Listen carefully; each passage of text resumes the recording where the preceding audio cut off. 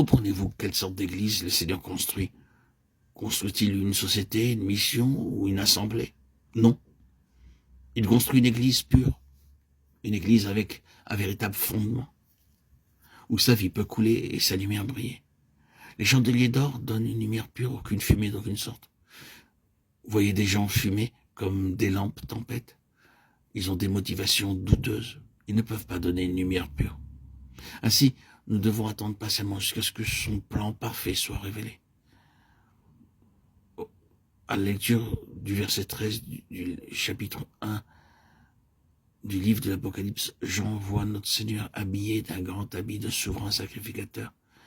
Il l'avait connu avant, en tant que Jésus de Nazareth, et plus tard, comme le Seigneur montant au ciel. Mais il n'avait jamais vu comme grand prêtre céleste. Pourquoi apparaît-il sous cet aspect? Sa présence comme souverain sacrificateur au milieu des 7 chandeliers d'or parle du ministère d'intercesseur du Seigneur Jésus-Christ. C'est aussi un espoir pour ceux qui sont tombés. Il prie pour eux en tant qu'avocat. Il peut sauver ceux qui ont pris un mauvais chemin, n'ayant jamais cessé d'intercéder pour eux. Il ne les condamne pas. Il prie pour eux. Il élève, les relève et les restaure. Même pour Démas, qui avait abandonné le Seigneur et son travail, le Seigneur Jésus a continué de prier jusqu'à ce qu'il soit restauré. En tant que co-ouvriers avec le Seigneur Jésus-Christ, nous aussi, nous devons apprendre à intercéder. Nous voyons souvent les serviteurs de Dieu attaqués sévèrement par Satan, par différentes tentations. Ils trouvent l'ennemi trop rusé, glissent et tombent. Que ferons-nous? Les condamnerons-nous? Les abandonnerons-nous complètement? Non. Christ intercède pour eux. Nous devons aussi apprendre à intercéder. Il y a quelque temps, un homme vint me voir en pleurs, disant « Frère, priez pour mon épouse et ma fille. Elles m'ont abandonné toutes les deux et sont parties avec quelqu'un d'autre. » Je priai pour lui et l'homme s'en alla. Quelque temps après, je fus convaincu que je n'avais ressenti aucune tristesse dans mon cœur. Je ne pouvais pas vraiment dire que j'avais prié comme j'aurais prié pour ma propre mère ou ma sœur. Ainsi, je travaillais pour eux. Cette nuit-là, priant que le fardeau de Dieu puisse venir du ciel en moi et que je puisse amener ces 2 âmes qui étaient égarées.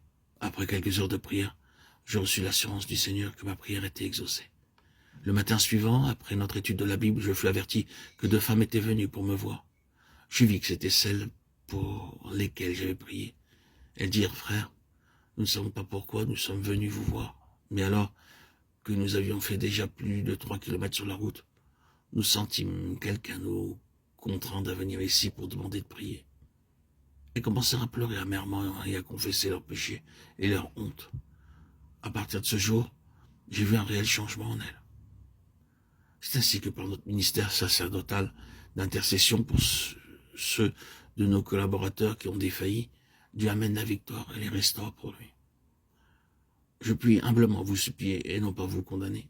Ce n'est pas notre travail de juger nos frères. Ne soyez pas découragés. Il faut demander à quelqu'un d'autre de prier avec vous. Nous avons pu voir maintes et maintes fois qu'après un jour de jeûne, le Seigneur nous bénit. Je sens très puissamment aujourd'hui que nous avons besoin d'un fardeau de prière. Maintenant, si vous lisez Apocalypse 1, 14 à 17, vous remarquerez la description des 7 traits caractéristiques de la personne du Seigneur Jésus-Christ. Lorsque vous les étudierez, cherchez à ce que le Seigneur vous parle et vous montre le sens de chacun de ces traits un par un. Sa tête et ses cheveux étaient blancs comme de la laine blanche. Ses yeux étaient comme une flamme de feu. Ses pieds étaient semblables à de l'airain ardent. Sa voix était comme le bruit de grandes eaux. Il avait dans sa main droite 7 étoiles. Son visage était comme le soleil lorsqu'il brille dans sa force. De sa bouche sortait une épée aiguë à 2 tranchants.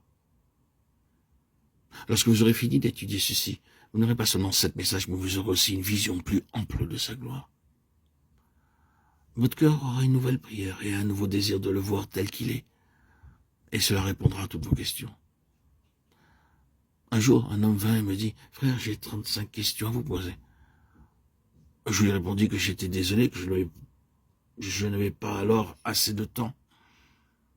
Mais je l'engageais à rester avec nous pendant 2 ou 3 jours, et qu'ainsi je pourrais lui accorder du temps pour répondre à ses questions, étant donné que ça prendrait au moins 2 heures.